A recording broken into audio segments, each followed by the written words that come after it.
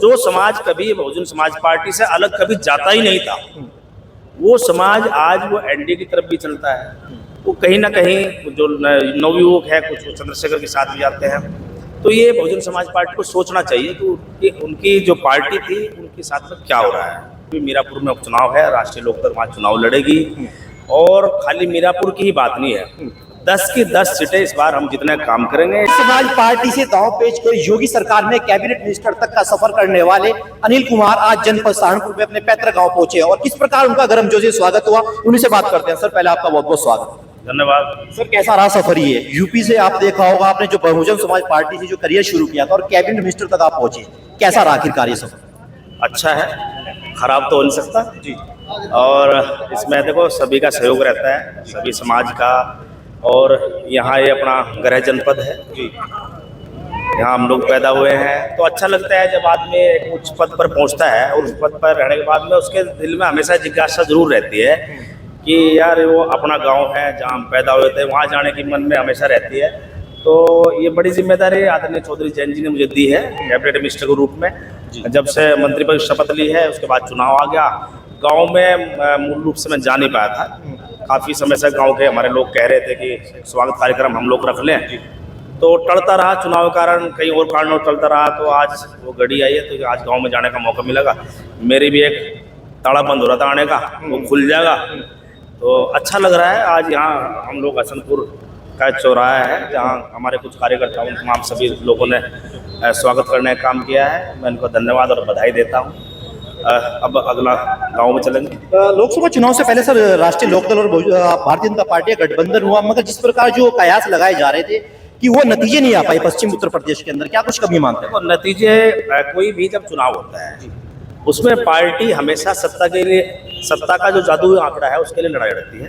Target हमारा बड़ा था कि हमारे अधिक से अधिक सांसद आए, लेकिन उसके बाद भी 272 पर सरकार बन जाती है केंद्र में। उसके बाद भी 292 सांसदों के साथ में एनडीए बहुमत में आई सरकार। ये कोई छोटी बात नहीं है, ये देश के इतिहास में एक बड़ी बात है।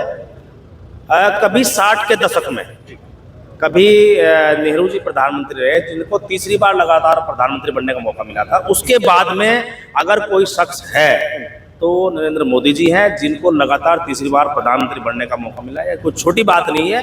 हमेशा जब जनता का आशीर्वाद मिलता है, जब सभी धर्मों का, सभी जातियों का समावेश होता है, तभी आदमी तीसरी बार कोई रास्ता तय करता है। 400 पार का नारा दिया गया था, 400 तक तो टच नहीं हो पाए। अभी हाल ही में आप देखते होंगे कई जगह उपचुनाव भी है, उसको लेकर किसी ने कुछ तत्पर है? उपचुनाव है, 10 सीटों पर उत्तर प्रदेश में उपचुनाव है। हमारे अपने जनपद में भी मीरापुर में उपचुनाव है, राष्ट्रीय लोकदल वहाँ चुनाव लड़ेगी।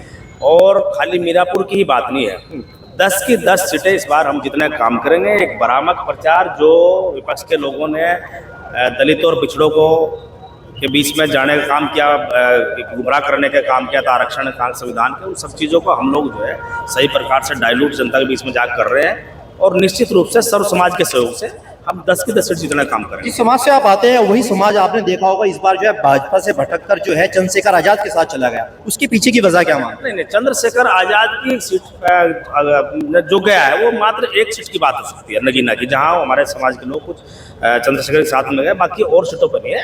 एनडीए को वोट मिला है, बीएसपी को वोट मिला है। मतलब जो समाज कभी बहुजन समाज पार्टी से अलग कभी जाता ही नहीं था, वो समाज आज वो एनडीए की तरफ भी चलता है। वो कहीं ना कहीं जो नवयुवक है कुछ चंद्रशेखर के साथ भी आते हैं।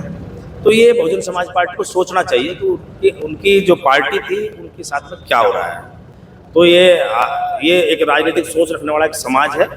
ये निश्चित रूप से अपने आप को मजबूती प्रदान करने के लिए, अपने लोगों को मजबूत करने के लिए साथ रहते हैं। सर आखिरी सवाल पूछना चाहूंगा, अभी से आपने देखा होगा भाजपा के नेताओं के अंदर नाम लेना नहीं चाहूंगा, एक अंतरकलह चल रही है जो साफ तौर से आपने मीडिया के माध्यम से आपने देखी होगी। क्या ये अंतरकलह 2027 से पहले समाप्त हो जाएगी या फिर कुछ इसके 2027 में गलत नतीजे आने वाले? कोई अंतरकलह नहीं है, ये सिर्फ कुछ हमारे मीडिया साथी हैं जो है अपना एक मसाला तैयार करते हैं, वो प्रचार है और कोई नहीं है। सब ठीक ठाक चल रहा है सरकार में, सभी नीतियों पे सभी समाज के लिए अच्छा काम हो रहा है। इस सरकार में सभी समाज के लोगों को भागीदारी मिलती हो, हिस्सेदारी मिलती हो, तो उसमें क्या गलत हो सकता है?